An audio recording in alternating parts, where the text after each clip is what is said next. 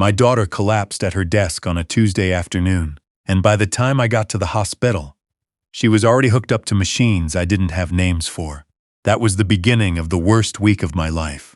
Or so I thought. What I didn't know, what I couldn't have known standing in that fluorescent hallway with my heart in my throat, was that the worst part had nothing to do with my daughter's health.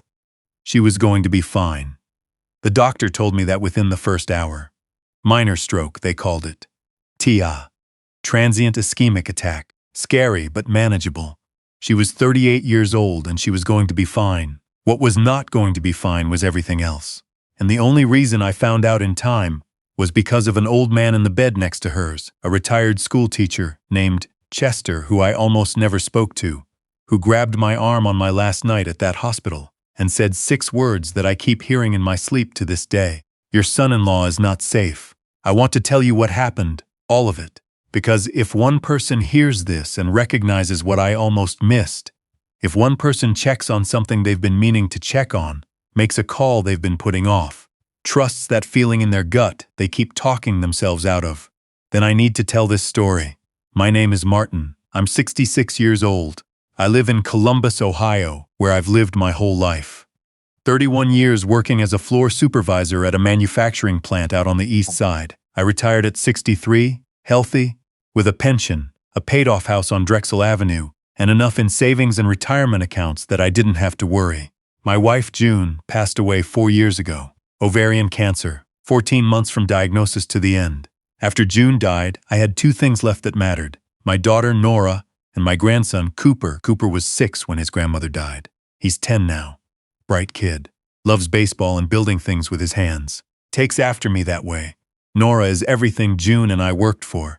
She's a physical therapist, runs a small practice in Westerville. Smart and capable and good in ways that have nothing to do with me. I take no credit for who she became. I just tried not to get in the way. Her husband's name is Philip. They've been married 9 years. He sells commercial real estate, does well enough, always well-dressed. The kind of man who shakes your hand a little too firmly and remembers your name the first time he hears it. I never disliked him. That's important to say. I never disliked Philip. I just never quite trusted him either. And for 9 years I told myself that was my problem. That I was a protective father. That no man was ever going to be good enough for my daughter in my eyes. And that was just something I had to live with. I told myself that right up until Chester told me otherwise. The Tuesday Nora collapsed, I was in my garage reorganizing a tool cabinet. My phone rang. A number I didn't recognize. I almost let it go to voicemail. Something made me answer. Mr. Avery? This is Mount Carmel East. Your daughter Nora Slade was brought in by ambulance about 40 minutes ago. She's stable, but you should come. I don't remember setting down the wrench. I don't remember getting my keys. I just remember the drive and the way my hands felt on the wheel, like they belonged to someone else. Mount Carmel East sits off Smoky Row Road, a big brick complex I'd been to once before when June had her first surgery. I hate hospitals. I think most people do. But I hate them in a specific way now, the way you hate a place where something was taken from you. Nora was in the neuro observation unit on the 3rd floor. When I got there, a nurse named Deborah walked me back and explained what had happened. Nora had been in the middle of a session with a patient when she lost feeling in her left hand, and her speech went strange for a few minutes. A colleague called 911. By the time the paramedics arrived, she was lucid again, but they brought her in anyway, which was the right call. She had what we call a TIA, Deborah said, a mini-stroke. It resolves on its own, but it's a warning sign. We're going to keep her for observation and run some tests. She's going to be fine, Mr. Avery. She's going to be fine.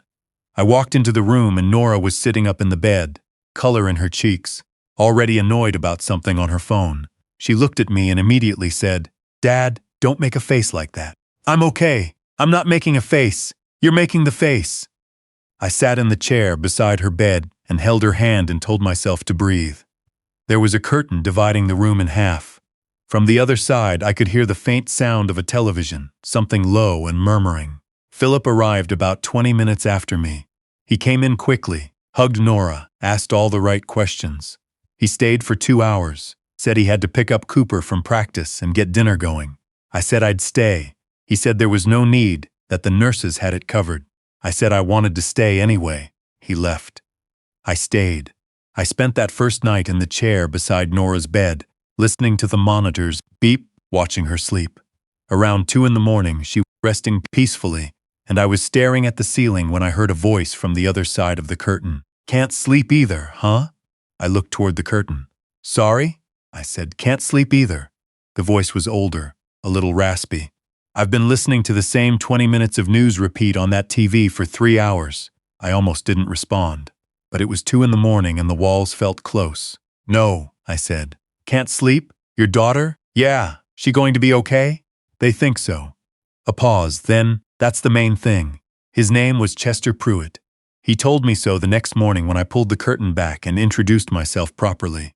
He was in his mid-70s, thin, with a full head of white hair and reading glasses perched at the end of his nose.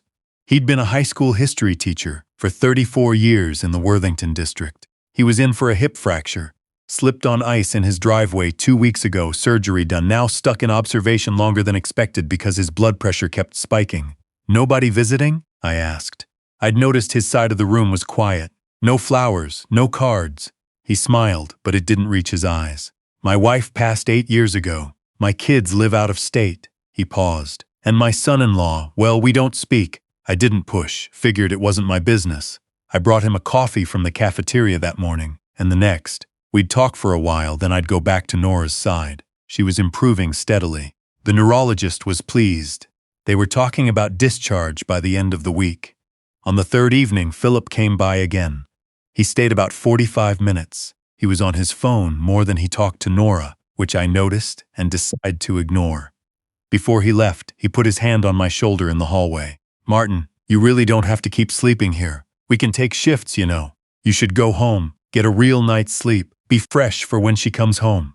"I'm fine," I said. He smiled, that practiced smile. "Suit yourself." He clapped my shoulder once and walked away. I stood in the hallway and watched him go. Something about the way he said it, the ease of it. "You really don't have to," like he'd be relieved if I left. I told myself I was being paranoid. I went back inside. That night, around 11, I heard it. I was half asleep in the chair when I heard Philip's voice from the corridor. Low, quiet. He must have come back, or called someone, or, I couldn't tell. But the voice carried through the half-open door, and I heard his name come from the other side of the curtain before I heard it myself. "That's him," Chester said quietly. Not to me, just an observation to the air. I sat up. "What?" Chester's voice was careful. "That man who was just here, the husband, my son-in-law." "Yes." Chester was quiet for a moment, long enough that I thought maybe he'd fallen asleep. Then he said, "I heard him on the phone, earlier. When you were down at the cafeteria, Philip, he came in, didn't see me behind the curtain. He was on his phone." Chester paused. "I heard him say your name, Martin, and I heard him talk about accounts, about a house, about moving things before anyone checks.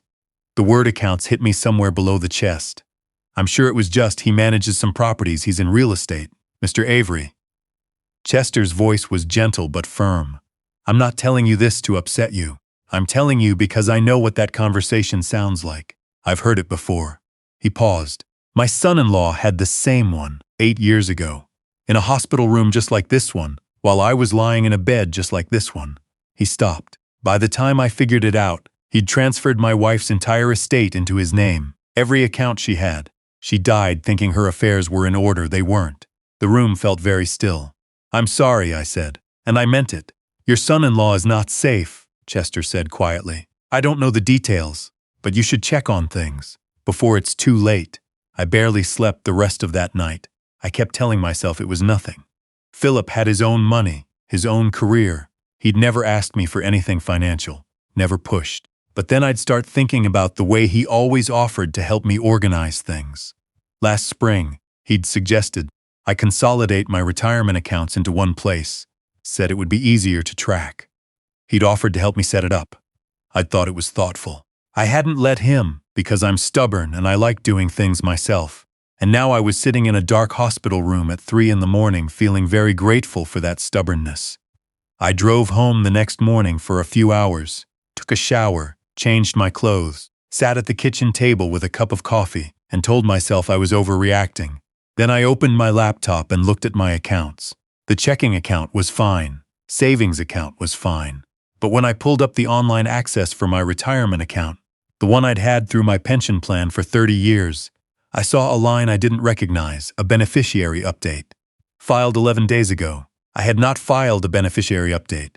My hands went cold. I checked the current listed beneficiary. Nora was still there, but a secondary beneficiary had been added, a trust.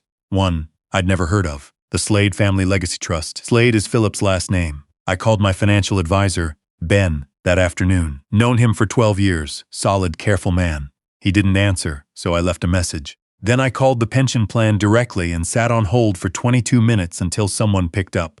Yes, Mr. Avery, I see the update here. It was filed online through your secure portal. I didn't file it. A pause. I see. Well, it was filed from your account credentials. I didn't file it. Another pause. Sir, I'd recommend coming in person. We'll flag the account and you can speak with our compliance team. I drove over that afternoon, sat across from a woman named Beth in the compliance office, showed her my ID, told her everything I knew. She was professional, careful. She pulled up the filing and showed me the timestamp.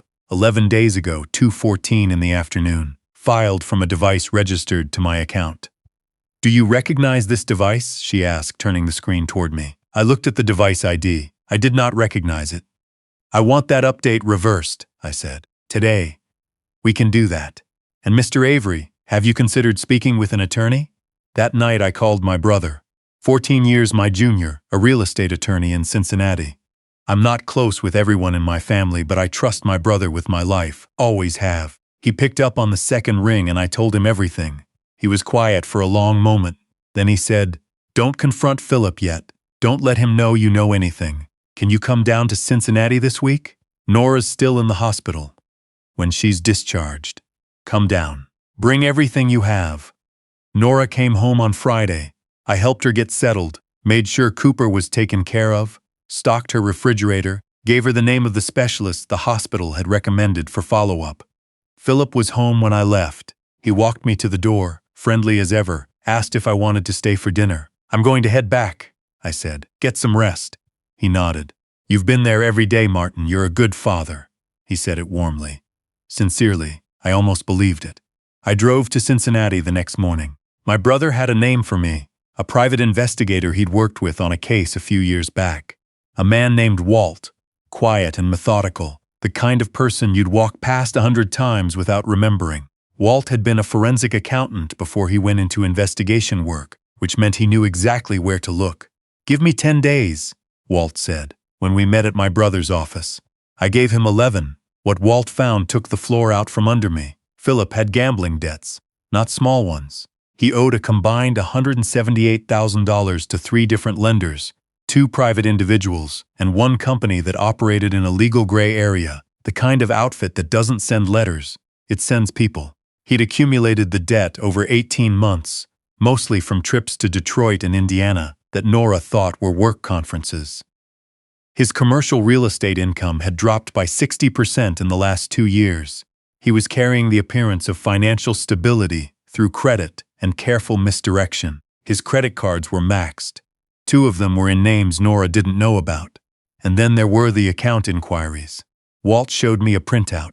Over the past 14 months, someone, using my email address from a device I didn't own, had accessed the publicly available summary pages for my retirement accounts, my life insurance policy, and a municipal bond account I barely thought about anymore. Not accessed the accounts themselves, not yet, but studied them, mapped them. "He's been figuring out what you have," Walt said. "Building a picture. For how long?" "At least a year, maybe longer." I sat in my brother's conference room and stared at those papers and tried to understand how I'd missed it. 9 years. Philip had been at my Thanksgiving table for 9 years. He'd helped me carry June's casket. My brother put a hand on my shoulder. "You didn't miss it," he hid it. Walt pulled out one more thing. A screenshot of an email between Philip and someone named Doug. I didn't know who Doug was and it didn't matter. Dated 6 weeks earlier. In the email, Philip described my assets in rough terms. The house on Drexel, the pension, the life insurance. At the end of the email he wrote, "Nora's health scare might actually move the timeline up. The old man's going to be distracted. Good window, good window." My daughter's stroke, her health scare, was a good window. I drove home to Columbus that night. I didn't sleep. I sat in the kitchen where June and I used to drink coffee in the morning, where Cooper used to do homework at the table, where I'd lived my whole adult life, and I tried to figure out how to protect it. The next week, I did what my brother told me to do. Quietly, without fanfare, without a single word to Philip. I froze every account I had, changed passwords, changed beneficiaries, added two-factor authentication on everything. I called my insurance agent and removed Philip from anything he'd been listed on. I transferred the deed on the house into a revocable living trust with my brother as trustee and Nora as sole beneficiary. I updated my will, removed Philip's name from anywhere it appeared, and set up a separate education trust for Cooper, locked, untouchable, available to him at 18 for school. My brother handled everything. It took 8 days. On the 9th day, I called Chester. I'd gotten his number from the hospital. He'd written it on the back of a hospital napkin the morning I left, said to call if I needed to talk. I'd kept it in my jacket pocket without knowing why. He answered on the 3rd ring. I looked into it, I said. And, you were right. A long pause. I'm sorry, Martin. You have nothing to be sorry about. You warned me. I stopped. You're the reason I checked. Chester was quiet for a moment. Then he said, I didn't say anything for 2 days. You know that. The first morning, I heard that phone call, and I didn't say anything. I told myself it wasn't my business, that I might be wrong, that I was projecting what happened to me onto someone else's life. What made you say something? I kept thinking about what would have happened if someone had told me, he said quietly. If someone in that hospital room had said, check on your accounts, check on your wife's estate, just look. Maybe I'd have listened, maybe not, but at least someone would have tried. I held the phone and didn't say anything for a while. Thank you, I said finally. Don't thank me yet, Chester said. You still have to deal with Philip. I'd been putting that off, waiting until everything was in place, the way my brother had advised. But now everything was in place. The accounts were protected. Cooper's future was protected. The house was protected. And now I had to look my son-in-law in the eye. I called Philip and told him I wanted to take him to lunch. Just the two of us. I said I'd been doing a lot of thinking after Nora's health scare and I wanted to get some financial stuff organized and I'd appreciate his input. He agreed immediately. He sounded pleased. We met at a place in Easton, a burger spot we'd been to a dozen times over the years. I got there first, ordered a coffee, sat in a corner booth where I could see the door. He walked in smiling. We ordered food. He asked about Nora, said she was doing better, that the follow-up appointment had gone well. He told me about a commercial property deal he was close to closing. I listened, nodded, waited. Then I set a folder on the table. I want to talk to you about some things I found, I said. He looked at the folder. Something shifted in his face just briefly, before the smile came back. Sure. What's going on? I opened the folder. The first thing was the beneficiary update, the Slade Family Legacy Trust, filed from a device I'd never registered. I didn't file this, I said. He looked at it. Martin, I think you might have done that and forgotten. You mentioned wanting to set something up for the family. I didn't file it. I kept my voice steady. And I've had the device ID flagged. It came from a laptop registered to your home network. The smile disappeared. I slid the next page across. The email to Doug. The line about Nora's health scare and the good window. Philip's jaw tightened. He looked at the paper and then at me, and then at the paper again. Where did you get this? That doesn't matter. That's private correspondence. You had me investigated. I had my assets investigated, I said. You showed up in the results. He sat back. The ease, the warmth, all of it drained away. What was left was something I didn't recognize and maybe had never seen. Philip without the performance. How much do you owe? I asked. He didn't answer. I know it's around $178,000. I know about the lenders. I know about the trips to Detroit. He looked at the table. Does Nora know? Nothing. Philip, does my daughter know what you've been doing? He looked up, and for just a moment, one brief, unguarded moment, I saw something that wasn't calculation. It looked almost like shame. No, he said. She doesn't know. Are you going to tell her? He didn't answer that either. I leaned forward. Here's what's going to happen. You are going to tell Nora everything. The debt, the trips, all of it. You're going to tell her before the end of this week, and if you don't, I will. And you are going to get help, real help, professional help, for the gambling. Not because I'm giving you a path back into my good graces, but because you have a son and that boy deserves a father who isn't running a con. Philip's eyes were wet now. I didn't know if it was real. And you are going to understand something clearly, I said. There is nothing left for you to access. The accounts are locked. The house is in trust. Cooper's education is protected. You could walk out of this restaurant right now and spend the next year trying to find a way in and you would find nothing. It's done. He sat there for a long time. I'm sorry, he said finally. I know. I picked up my folder, put some cash on the table for the coffee and left. I drove home on the freeway with the radio off. My hands were steady on the wheel this time. 3 weeks later, Nora called me. I was in the garage, same place as the Tuesday this all started, working on a tool cabinet that apparently needed more attention than I gave it. Dad, she said. Her voice was careful. Philip told me. I set down the screwdriver. Okay, he told me everything. About the money, about where it went. She stopped. About what he tried to do with your accounts. Are you all right? A long pause. No, not right now.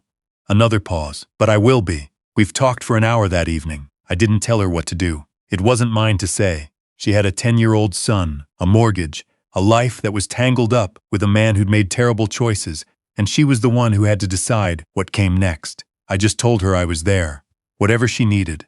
Were you scared? She asked me, near the end of the call. When you found out, I thought about it honestly. Yes. But mostly I was angry that I almost missed it. You didn't miss it. I almost did. A stranger told me to look. She was quiet. Who?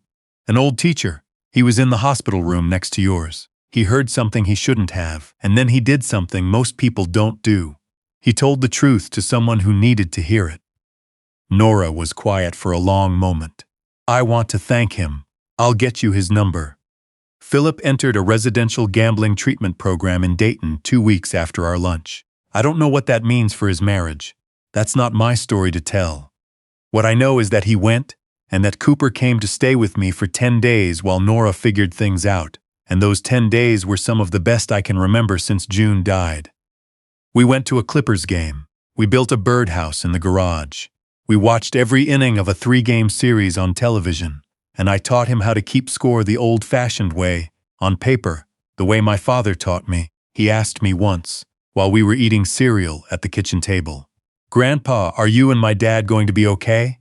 I looked at him. I thought about all the things I could say. "Cooper," I said, "I'm going to always be here for you. That's what I know." He nodded like that was enough and went back to his cereal. I went to see Chester again 6 weeks after the hospital. He was at home by then, a small brick house in Worthington with a ramp they'd installed after the hip surgery.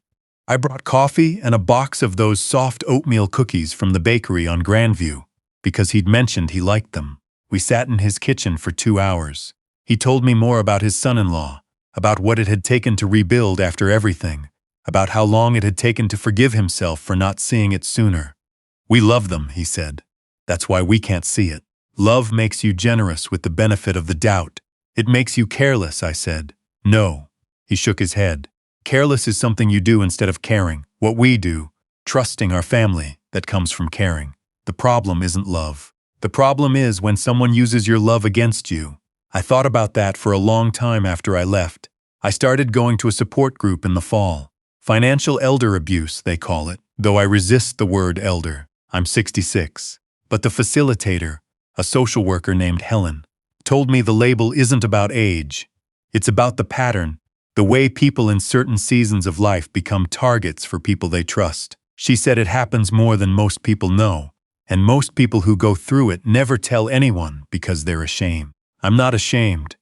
I almost got taken by my own son-in-law, and I didn't, and the reason I didn't was because a retired history teacher in a hospital bed chose to say something when it would have been easier not to. I don't take that lightly. I started talking at the group meetings, then at a community center in Dublin, then at a senior center in Clintonville, which again, I know I said I resist the label, but they let me in. I tell the story the same way every time. I tell it because Chester told me his, and his story is the reason I'm standing there, instead of learning too late what happens when you trust the wrong person with everything you worked for. If you're listening to this, and something I said sounds familiar, a family member who's been asking questions about your finances, who's offered to help you organize accounts, who knows more about your assets than you remember telling them, Check on it today, not next week. Today. Call your bank. Look at your beneficiaries. Look at who can access what. It doesn't mean you were foolish for trusting. It means you're smart for looking. That's what Chester gave me. Not the warning itself, but the permission to look. To take the feeling I'd had for 9 years and finally do something with it. I have that old napkin with his number on it, framed now, on the shelf in my office next to a photo of June, and a drawing Cooper made for me when he was 7. It says Chester Pruitt and a Columbus area code, and below it, in his neat teacher's handwriting, he'd written one more line that I didn't notice until I got home. It said, "You already knew. You just needed someone to say it out loud." He was right. I already knew. And if you're listening to this story, and something is sitting in your gut right now that you've been calling paranoia, maybe it's not paranoia. Maybe it's just the truth, waiting for someone to say it out loud. I'm saying it. Right now. Go look.